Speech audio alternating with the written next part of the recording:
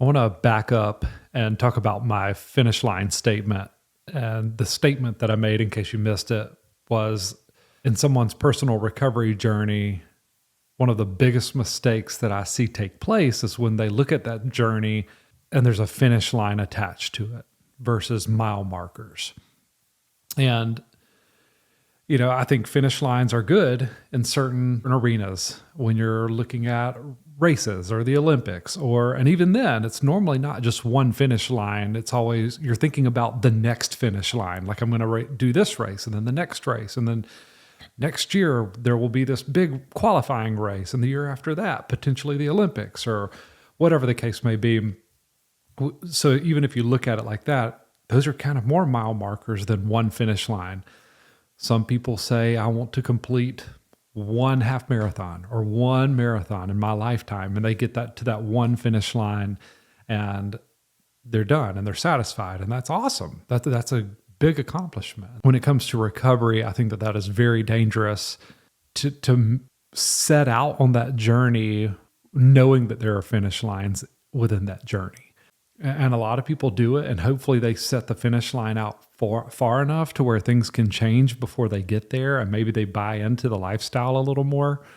But my preference is to see someone go into recovery just taking it a day at a time and taking it in chunks, like mile marker chunks. And each day can be a mile marker, or each week or each month, like whatever you're able to swallow at the time. I see it so much where these younger people come into recovery, maybe they were forced into it, and they say, okay, I'm going to do this detox and this 30-day treatment, and that's my finish line. Then I'm going to go back to my lifestyle that I want after that. Or I'm going to do this for 3 months, and then that's my finish line. And then I'm going to make a decision at that point if I'm going back to my old lifestyle. And it's such a short distance to that finish line. Not much has changed, and they probably are going back to their way. And even when I think back to my own journey, like David's way wasn't a good way. David's best thinking got him into the predicament that he was in when he was at his low in substance use or abuse, and it had David in a psychotic state, deep depression, tons of anxiety, panic attacks. I wasn't headed down a good path. So I needed someone else to think for me and someone else to help show me a different way, a different path.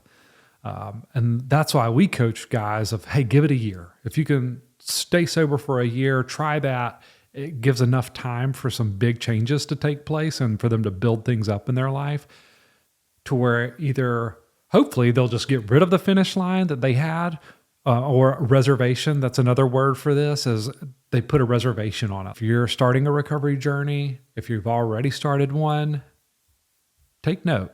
Take a look at your thoughts around your recovery journey and try to make sure there isn't a reservation or a finish line out there.